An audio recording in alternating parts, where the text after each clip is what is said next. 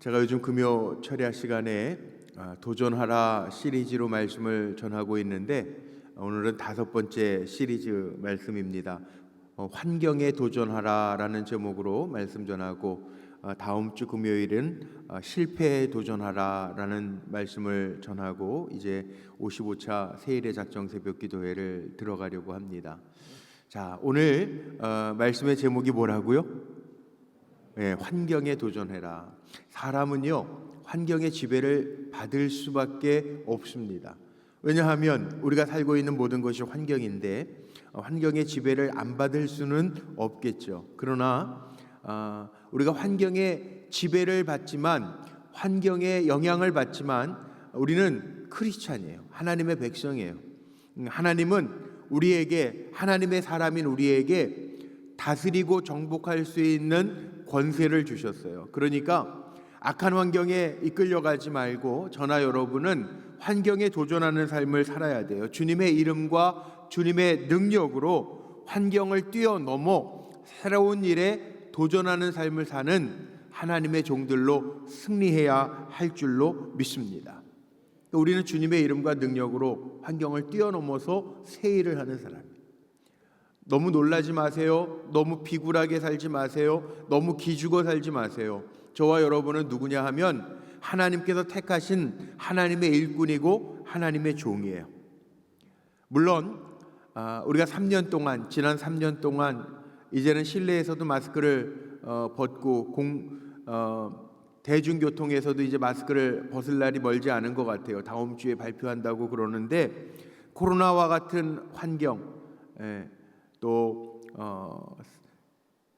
메르스, 우리 한 10년 전인가요? 2014년도에 메르스도 유행해서 예배드리고 나서 잠시 저 중성전에서 예배드릴 때였던 것 같은데 인사 안 하고 손 안 잡고 인사했던 적도 있었는데 메르스, 코로나, 예전에는 뭐 사스 뭐 이런 병들이, 질병들이, 바이러스들이 환경을 지배한다고 예배마저 드리지 못하는 초유의 사태들도 일어났습니다.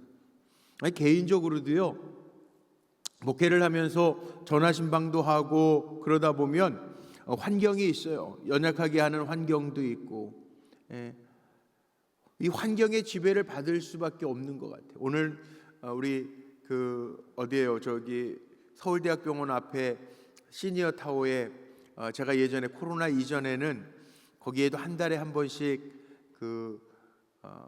예배가 있었어요. 기독 신우회 예배, 우리 송용재 장로님 계시는 곳에 예배가 있어서 뭐 이 분당에 있는 유수한 목사님들이 가서 말씀 전하고 그랬던 적이 있는데 그동안 3년여 동안 거기에도 예배를 못 드렸잖아요. 오늘 그 신우회 회장하신 우리 김홍희 장로님, 누님 장로님이신데 우리 김순자 장로님이 전화를 주셔서 4월 달에는 제가 가서 말씀 전하고 예배드리기로 했는데 오늘 통화하다 보니까 혹시 기억나시는지 모르겠네요. 우리 윤남순 장로님은 기억나실 텐데 그 시니어 타워에 그 12분의 찬양대 있는 거 기억나시죠? 할머니 찬양대. 제가 그 찬양을 들으면서 악기는 낡았어도 그 목소리들이, 그래서 원래 제가 그 얘기 설교하면서도 그 얘기하고 격려했던 기억이 나는데 원래 오래된 악기일수록 더 값어치가 있는 거라고 그러고 막 그랬는데 오늘 전화통화하다 보니까 그 12분 합창단 중에 지난 3년 동안 천국 많이 가셨대요. 그래서 몇 분이나 남으셨어요? 그랬더니 목사님 요즘엔 찬양단 모일 수가 없어요. 그동안에 또 어르신들한테 그 3년이라는 시간은 많이 길었던 것 같아요. 굉장히 90 넘으신 분도 찬양하시고 막 그랬거든요. 그랬는데 천국 많이 가셔서 찬양대가 없어요 그러시는데 그 얘기 들으니까 마음이 좀 그래요. 환경의 지배를 받아, 나이 들면 육신의 연약함의 지배를 받을 수도 있어요. 오늘도 금요철야 이렇게 나오신 여러분들 참 귀한데 연로하신 우리 원로 장로님들, 권사님들은 또 나이, 이 환경의 지배를 받잖아요. 우리 송영재 장로님도 그러시더라고요. 저랑 가끔 통화는 하는데 제가 뵙지는 못했는데 휠체어 타고 고관절을 다치셔서 수술하셨거든요. 그래서 휠체어 타고 내려오셔서 예배는 드리신다고 그러는데, 그래, 인간이라 환경의 지배를 받고 우리의 몸의 약함의 지배도 받을 수도 있고 질병의 지배를 받을 수도 있고 생활 환경의 지배도 받을 수 있죠. 운동선수들이 그런 간증들 많이 하죠.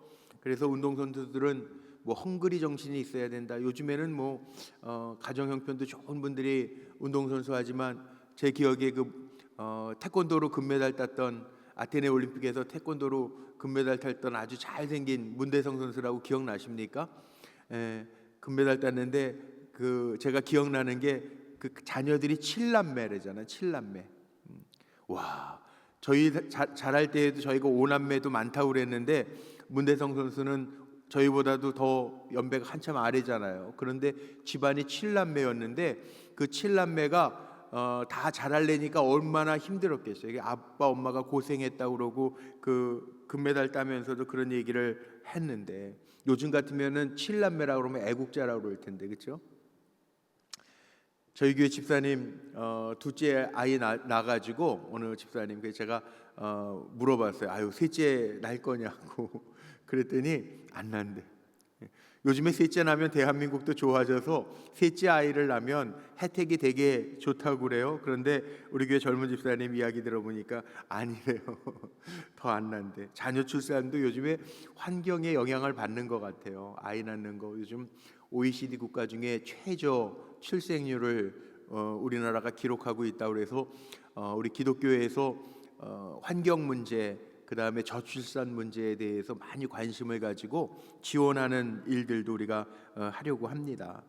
그런데 어쨌든 우리가 다 이렇게 환경의 지배를 받으면서, 운동선수만 그렇겠습니까? 공무원, 사업가, 자녀들 다 우리가 지배를 받죠.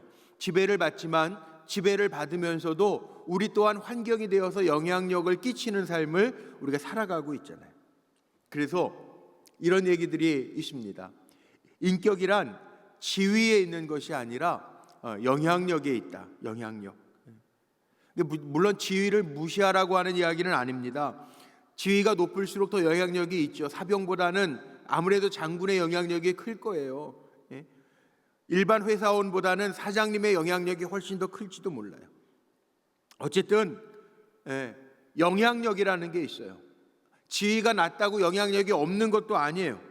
또 지위가 높다고 무조건 영향력이 높은 것도 아니에요.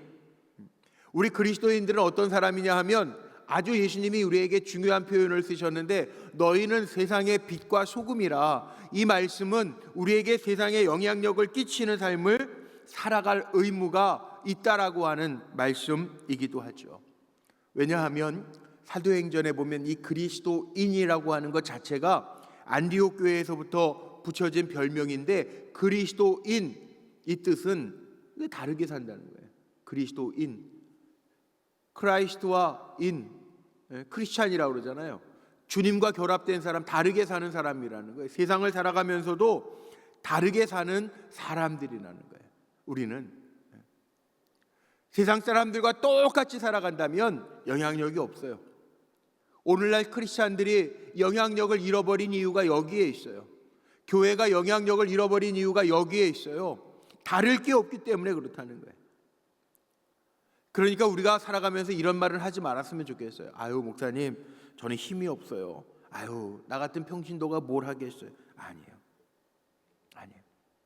틀린 말이에요. 저는 우리 남자 성도님들 신방 가면 꼭 그런 기도해요. 하나님, 요셉과 같은 집사님 되게 해주세요. 요셉과 같은 권사님 되게 해주세요. 왜? 요셉이요, 물론 나중에 영향력이 애굽의 총리 대신까지 올라가서 큰 영향력을 끼쳤지만, 요셉의 영향력이 애굽의 총리 대신이 된 다음에 끼쳤습니까? 아닙니다. 요셉은 어린 나이에도 영향력이 있었어요. 형들에게 영향력이 있었어요. 그래서 형들이 미워했어요. 요셉은요, 종으로 팔려가서도, 이게 이방 나라의 보디발 장군의 집에 가서도요, 그 주인이 모든 것을 다 맡겨, 가정 총무를 삼을 정도로, 그 집안을 다 다스리게 할 정도로 영향력 있게 살아서 믿고 다 맡겼어요.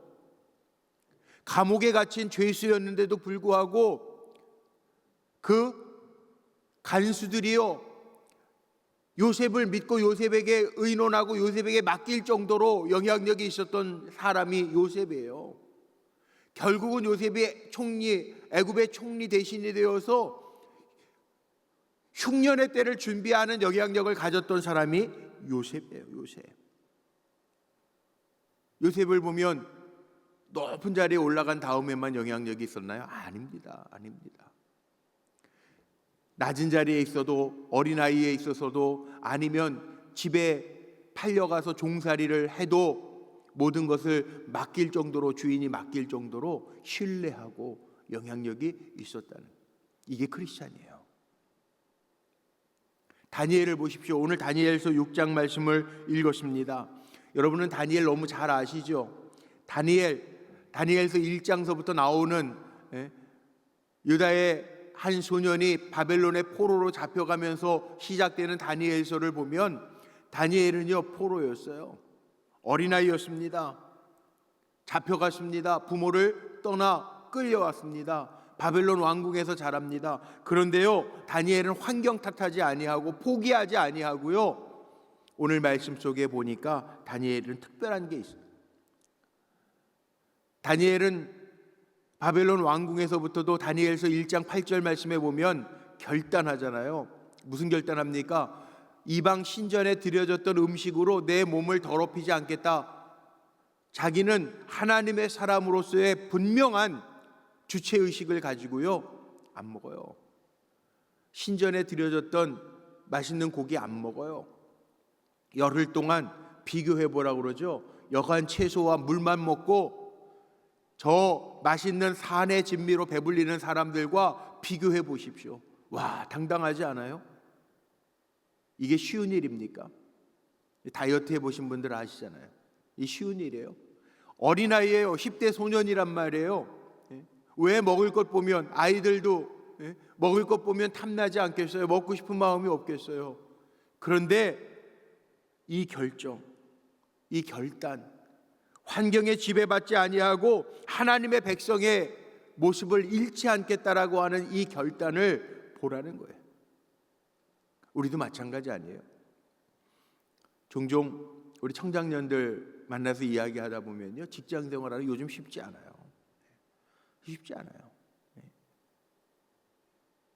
돈 벌어야죠.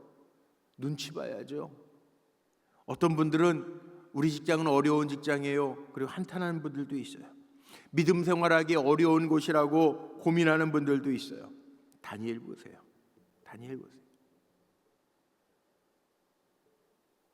탓하지 않아요.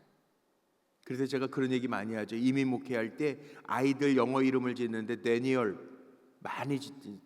어디 가나 있어요. 김데니얼, 이데니얼. 큰 교회 가면 다니엘이 몇 명이나 있는지 몰라요.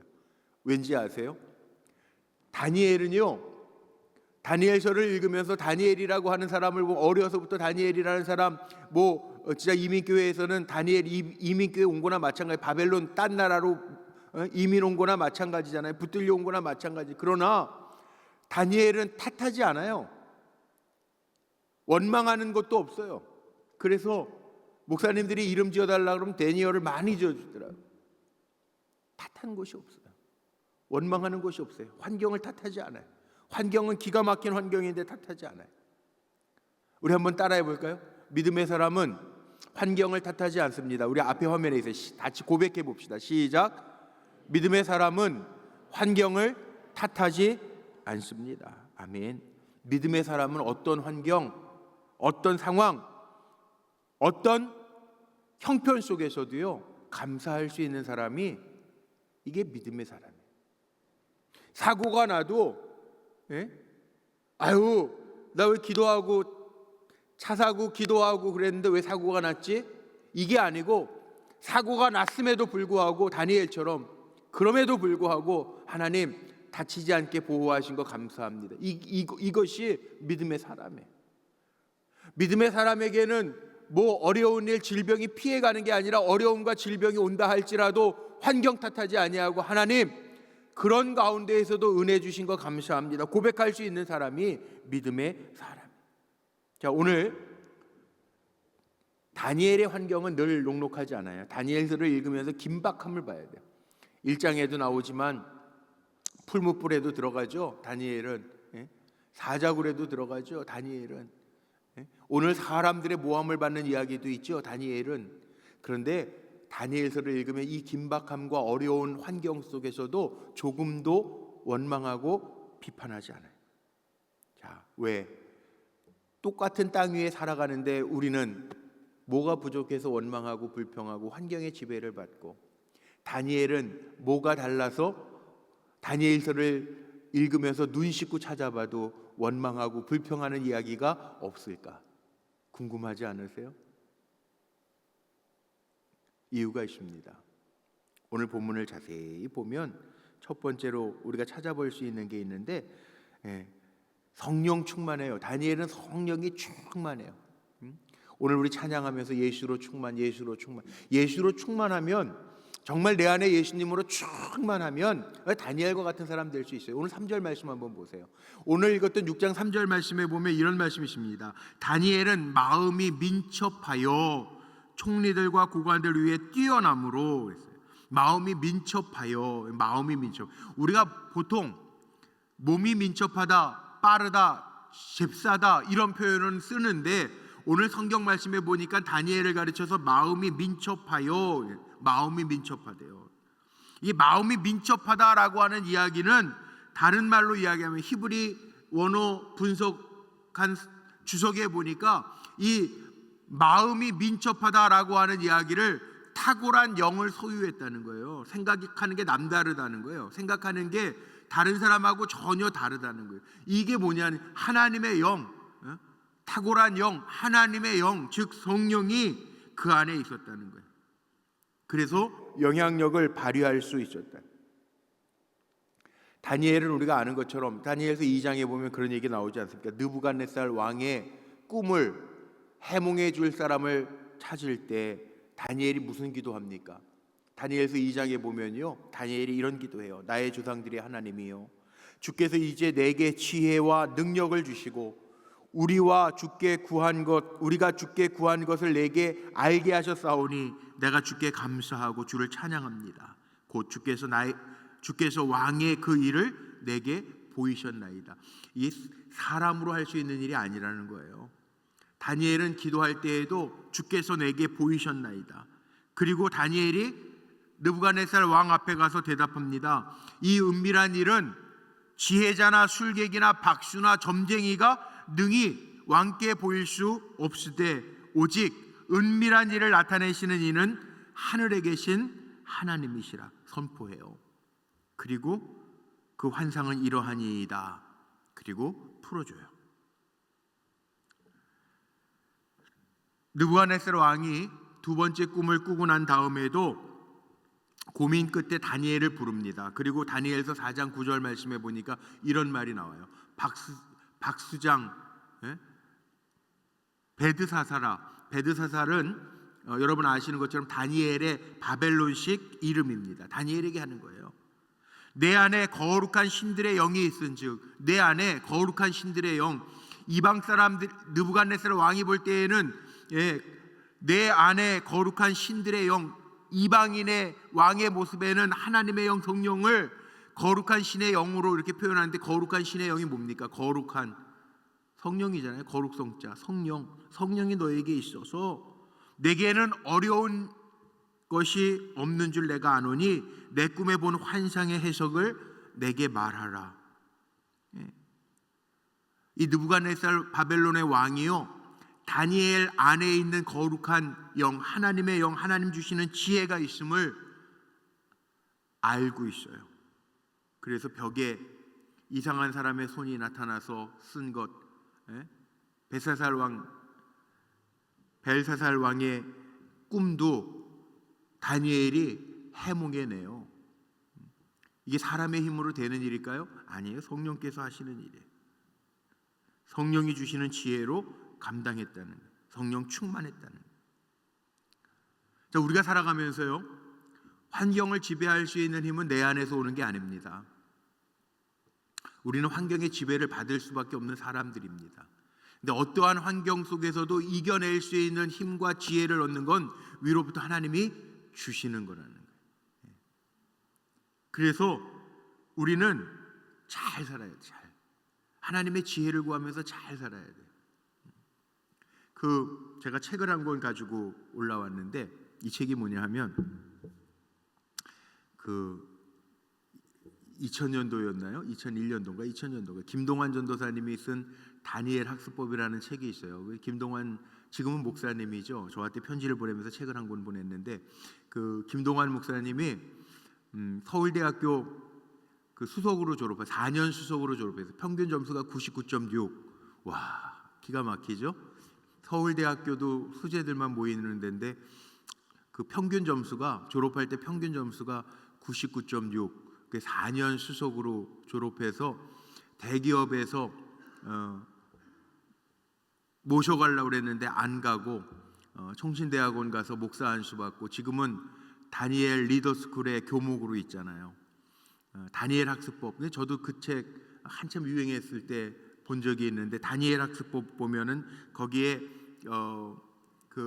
김동환 전도사가 썼을 때 다니엘 학습법에 보면은 거기에 그런 얘기 나오죠. 학생들에게 크리스천은 목표 관리 잘해야 되고, 시간 관리 잘해야 되고, 건강 관리 잘해야 되고, 마지막 영성 관리 잘해야 된다.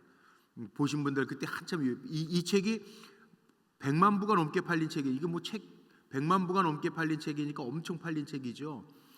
거기에 보면 그런 얘기도 나와요.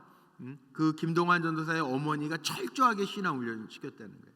우리 어머니들이 좀 깨달으셔야 되는데, 거기에 보면 그런 얘기들도 나오죠.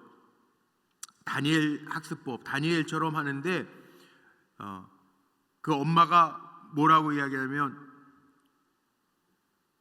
공부가 안 될 땐 기도하라는 거예요.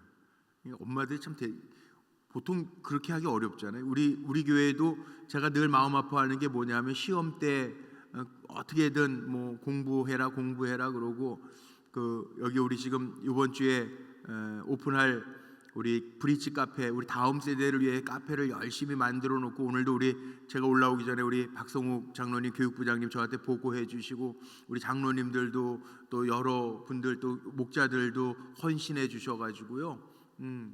정말 다 잘 꾸며놓고 남는 80만 원 정도가 남았대요. 그거는 여성교회 의뢰해가지고 아이들 간식 만들어주는 데도 좀 쓰려고 하고, 그러면 이제 기물이나 뭐 준비가 다 됐어요. 그런데 이제 기도하면서 우리 자녀들이 정말 그곳이 하나님의 뜰 안이 되어서 신앙생활 잘 해야 되는데 얼마나 머무를지 모르겠어요.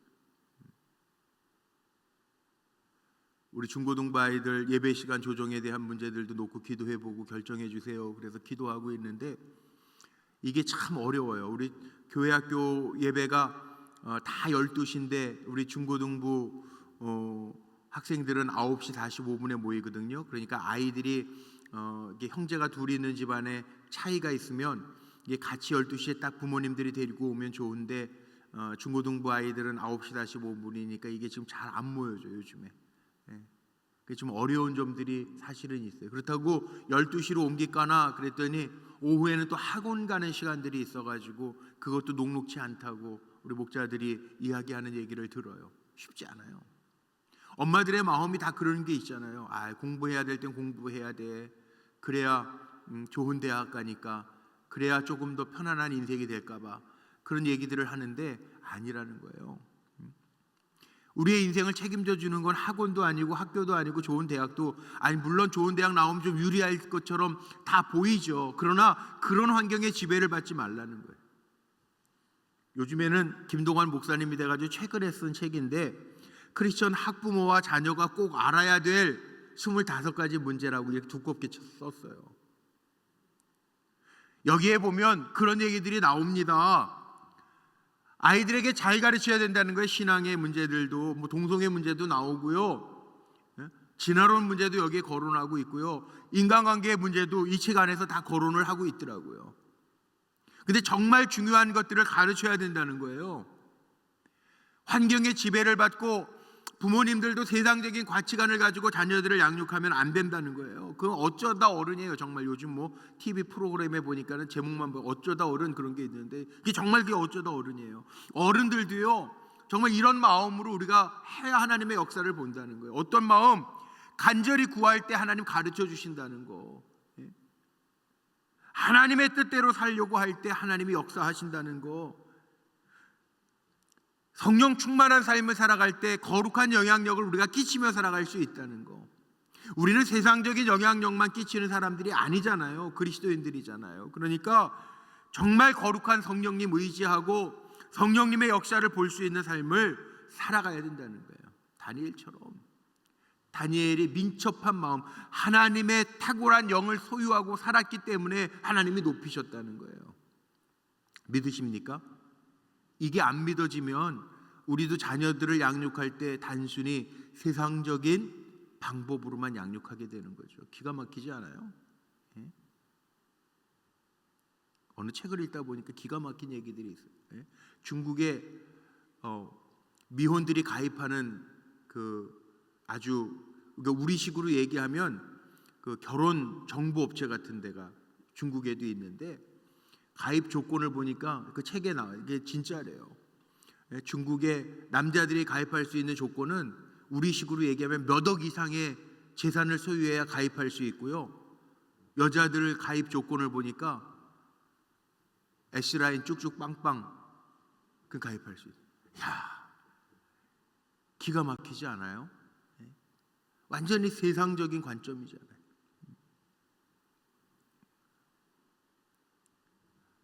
웃기잖아요. 교회 안에도 그런 일들이 있잖아요.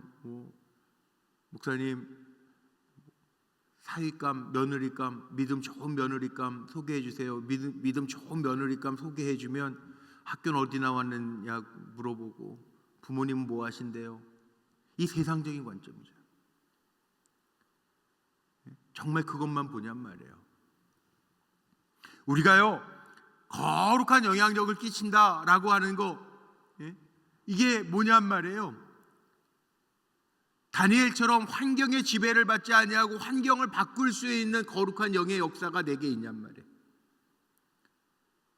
우리 오늘 기도하면서 하나님 내 안에 거룩한 영 예수로 충만케 하옵소서. 오늘 입술로만 찬양하는 게 아니라 정말 예수로 충만하게 하셔서 예수가 나를 지배하고 예수님이 나를 지배하시기 때문에 환경을 뛰어넘을 수 있는 힘을 주옵소서 기도해야 돼요.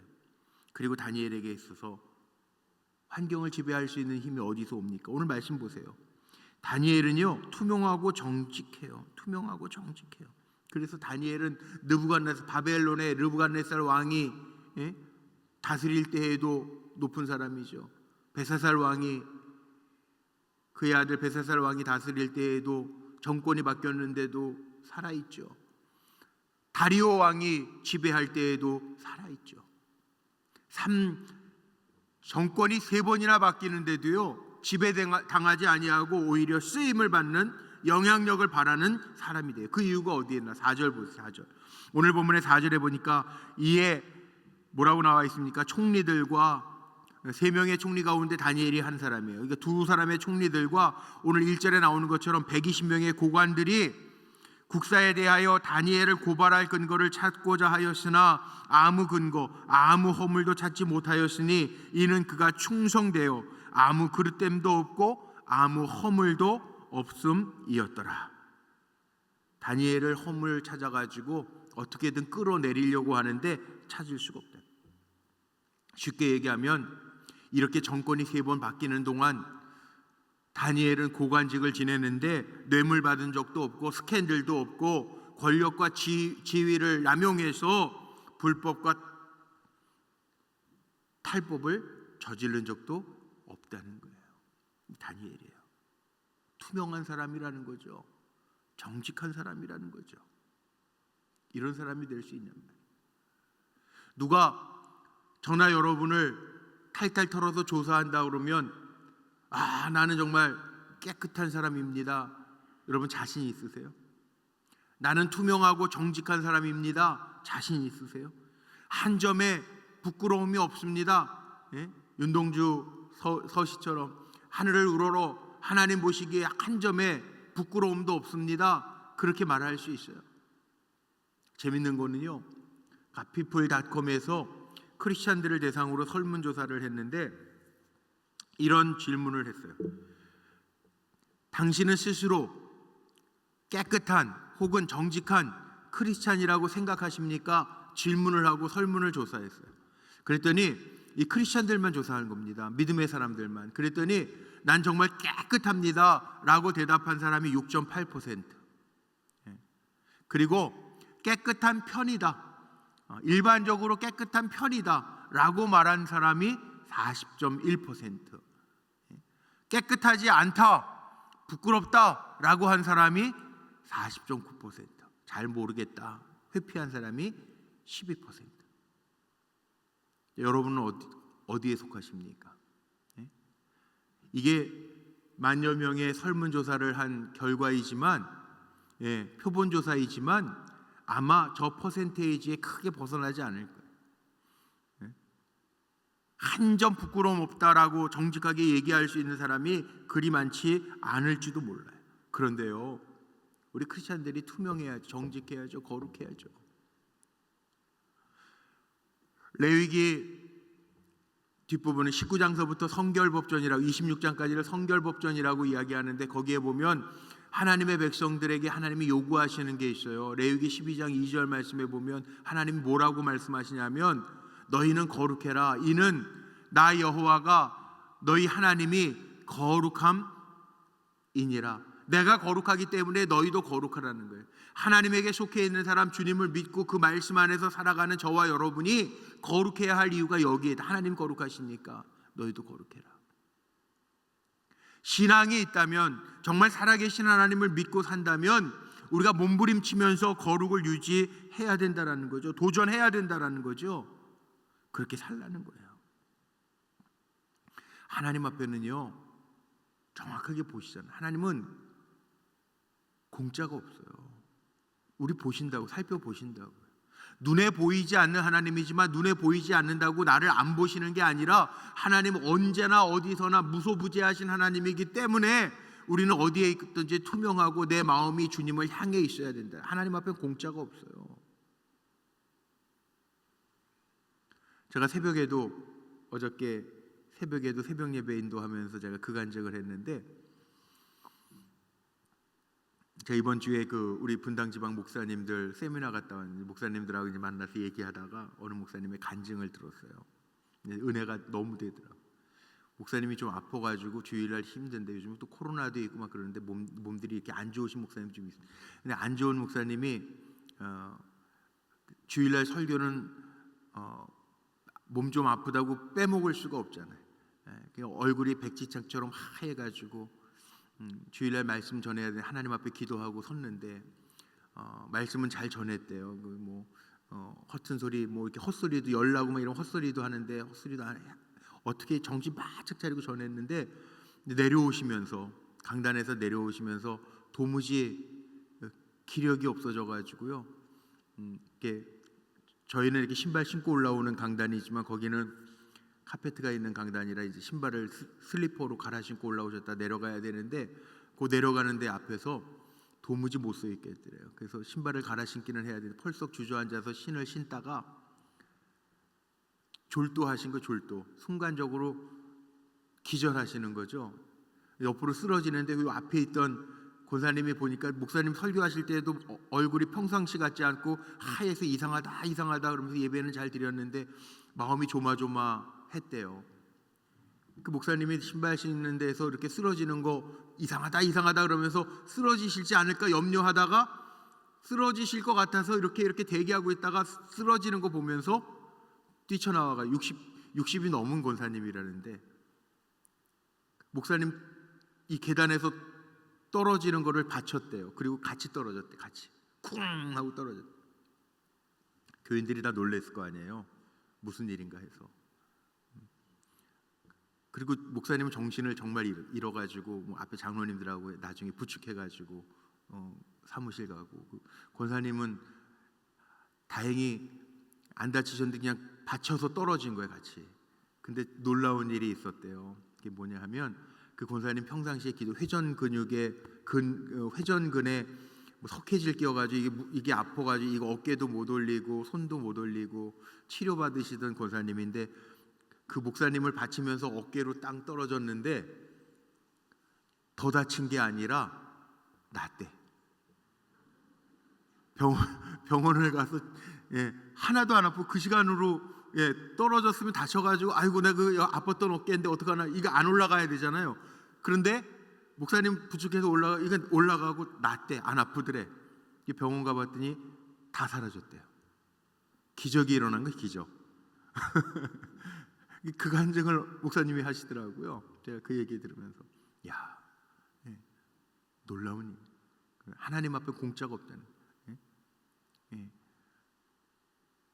야, 그런 기적이 있어요. 우리가 정직하고 투명하고 하나님 다 보시는 거예요. 그 마음도 다 보시는 거예요. 권사님 그 조마조마하면서 목사님 바치겠다는 그 사랑의 마음도 다, 주님의 마음도 다 보신 거예요. 야, 하나님 앞에는 공짜가 없어요. 그 희생과 헌신도 다 보신다. 우리 성도님들이 간혹 가다가 열심히 봉사하고 헌신하면서도 왜 하나님 알아주시지 않지? 왜 사람들이 알아주시지 않지? 그럴 때 있잖아요. 아닙니다. 제가 감히 이렇게 선언하고 싶어요. 하나님이 카운트하십니다. 그러니까 보이지 않는다고 지금 내 음성, 하나님의 음성으로 잘했다 들리지 않아도요, 하나님 다 카운트하시고 이 다음에 주님 부르실 때 착하고 충성된 종아, 하나님이 말씀해 주실 줄로 믿습니다. 그러니까 우린 다니엘처럼 이렇게 살면 돼요. 정직하고 투명하게 하나님 카운트하세요. 마지막 세 번째는요, 이 다니엘은 맡겨진 일에 늘 충성했던 사람이에요. 4절 말씀 다시 한번 보세요. 이는 그가 충성되어 아무 그릇됨도 없고 아무 허물도 없었습니다. 충성되어, 그가 충성되어. 이 충성되어, 피스토스라고 하는 헬라어를 쓰는데, 이 피스토스라고 하는 헬라어는 이게 믿음직스러운 이 뜻이에요. 영어 성경에 보면 faithful이라는 단어를 쓰잖아요. 충성스러운 거예요. 신앙적인 거예요. 하나님이 모세를 보시면서도 민수기에 보면 민수기 12장에 모세에 대하여 말씀하실 때 그는 나의 온 집에 충성됨이라 이렇게 말씀하시고요. 우리가 잘 아는 성경 마태복음에 25장 달란트 비유에 나오는 말씀 끝에 보면 착하고 충성된 종아, 5달란트나 2달란트가 중요한 게 아니라 5달란트를 받았던지 2달란트를 받았던지 감당하는 것, 자기에게 맡겨진 것을 최선을 다해서 감당하는 사람에게 착하고 충성된 종아 인정해 주신다는 거예요. 그러니까 장로, 권사, 직분의 차이, 집사 크고 적고의 문제가 아니에요.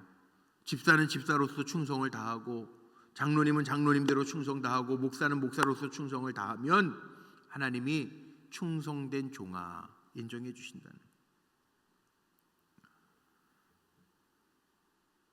환경 탓하지 말자는 얘기예요. 오늘 말씀 결론을 맺으려고 하는데, 다니엘이 원에서 포로로 잡혀갔나요? 아닙니다. 어쩔 수 없는 상황에 포로로 잡혀갔습니다. 그러나 환경을 탓하지 않습니다. 주님의 거룩한 영향력을 미치는 삶을 삽니다. 어디에 있든지 그리 아니하실지라도, 높은 지위에 올라 총리가 돼도 사람들이 어떻게든 끌어내리려고 해도, 왜 이방 사람이 높은 자리에 올라갔잖아요. 끌어내리려고 해도 허물을 찾을 수가 없어요. 왜? 충성돼요. 하나님의 지혜의 영을 가지고 있어요. 정직해요. 그리고 충성을 다해요. 이게 참 쉽지 않은데, 사람에게는 이런저런 허물, 똑똑하면 정직하지 않든지 약삭 빠르든지 그럴 텐데, 다니엘에게서는 그런 모습을 찾아볼 수가 없어요. 다니엘에게서는 환경을 탓하는 얘기도 없어요. 사람을 탓하는 얘기도 없어요. 주님만 바라보면서 충성스럽게 달려가요. 오늘 말씀의 결론입니다. 저와 여러분, 사실 환경은 바뀌잖아요. 환경은 바뀌더라고요. 좋을 때도 있고 나쁠 때도 있고, 건강할 때도 있고 연약할 때도 있어요. 그런데 환경은 바뀌어도 나에게 맡겨주신 사명을 잘 감당하면서 나아갈 때 하나님 우리를 인정하시고 환경을 뛰어넘어 승리케 하시는 역사를 이루신다는 거예요. 제가 여러분들이 어떤 환경에 있는지 잘 몰라요. 어떤 분들은 지금 괴롭고 힘든 분들도 있고, 어떤 분들은 사람 때문에 괴로운 분들도 있어요. 어떤 분들은 요즘에 물질적, 경제적으로 힘든 분들도 있어요. 어떤 분들은 자녀 때문에 정말 피눈물 흘리는 분들도 있어요. 환경 탓하지 말고, 어디서 저런 인간이 나왔지 그러지 말고, 하나님 어떻게 할까요? 성령이 나에게 주시는 지혜를 구하여 그 지혜를 가지고 정직하게 충성되이 감당할 때 나를 통하여 일하시는 하나님의 역사가 반드시 임할 줄로 믿습니다.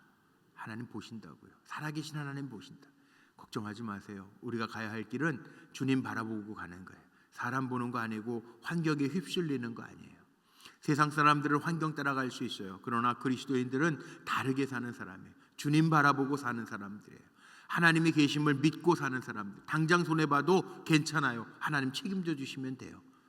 당장 넘어져도 하나님이 이렇게 세워주시면 돼요. 고쳐주시면 돼요.